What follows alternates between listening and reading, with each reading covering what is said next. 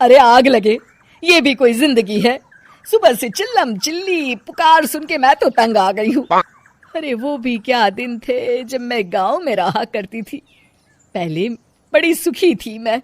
पहले मेरी जिंदगी क्या थी और अब क्या हो गई है।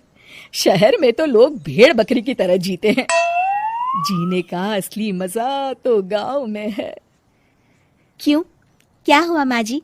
आज गांव की बहुत याद आ रही है आपको? अरे हाँ बहू, शहर का जीना भी कोई जीना है? लोगों की आधी जिंदगी तो सड़कों के ट्रैफिक में निकल जाती है, और यहाँ रखा ही क्या है। एक बात कहूँ, दिल्ली शहर अब पहले जैसा नहीं रहा। क्या माँ, जब देखो गांव के गुणगान गाती रहती हो। ठीक है, इस बार ना बच्चों के कॉलेज की छुट्टियों में हम सब गांव चलेंगे, ठीक है? हाँ, ये ठीक है। फिर कुछ दिनों के बाद सारा परिवार अपने गांव चला जाता है। अरे वाह, कितनी ताजी और साफ हवा है, कितनी शांति है यहाँ। चल बहू, अब बढ़िया सा खाना बना दे, मजे से आंगन में बैठ के खाएंगे। सुशीला गांव का माहौल देख बड़ी खुश होती है। 2 दिन के बाद गांव की कुछ औरतें सुशीला के घर आती हैं। बड़े दिनों के बाद गांव आई है सुशीला। हमें तो लगा कि तू शहर जाके गांव को भूल गई। और बतिया, तेरी बहू कैसी है? जरा मिलवा तो उससे। अरे मेरी बहू तो लाखों में एक है। बड़ी किस्मत वाली हूँ मैं जो मुझे जानकी जैसी बहू मिली है। हमेशा मेरी सेवा में लगी रहती है, और आज तक कभी पलट कर जवाब नहीं दिया उसने। सुशीला की बातें सुनकर सभी औरतें हंसने लगती है।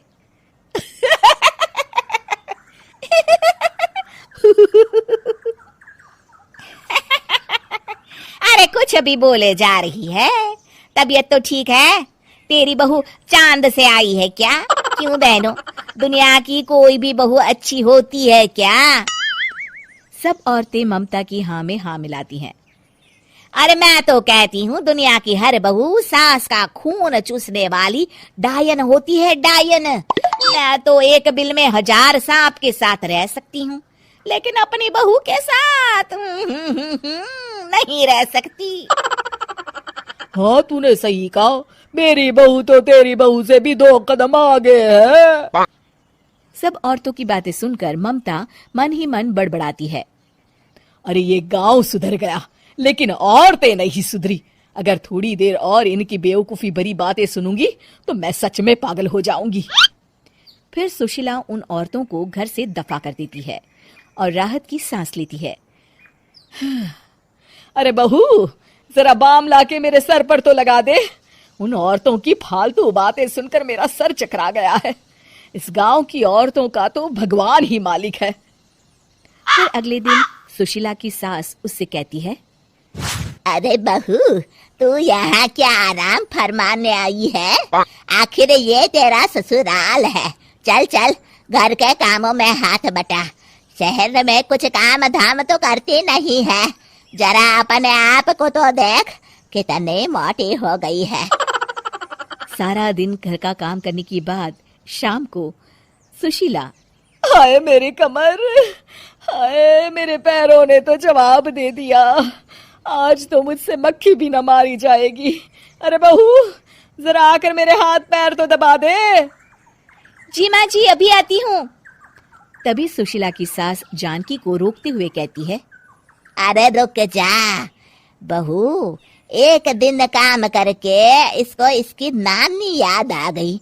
हम लोग तो रोज इतना काम करते हैं, कोई जरूरत नहीं इसके हाथ पैर दबाने की। सुबह तक सब ठीक हो जाएगा। सुशीला अपनी सास की बातें सुनकर हैरान रह जाती है। इस तरह धीरे धीरे गांव आने के बाद सुशीला की परेशानी शुरू हो जाती है।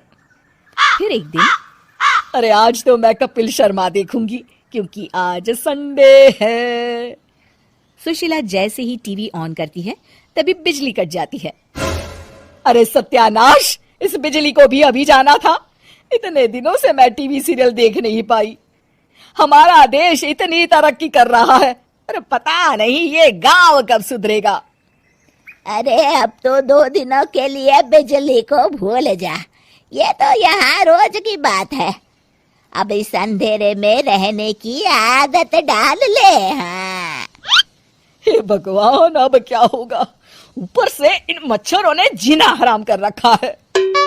दूसरी तरफ घर के काम कर करके और बिना किसी सुविधा के सुशीला तंग आ जाती है और उसे शहरी जीवन याद आने लगता है। क्यों माँ, मजा आ रहा है ना? अरे, आपने ऐसी सूरत क्यों बना रखी है? मुस्कुराइए, अब हम गांव में हैं। मोहन के साथ जानकी भी अपनी सास की खिंचाई करती है। हाँ हाँ माँ जी, आप ही तो यहाँ की बड़ी तारीफ कर रही थी। फिर अभी तो कुछ ही दिन बीते हैं। वैसे भी अब तो आप यहीं रहने वाली है ना?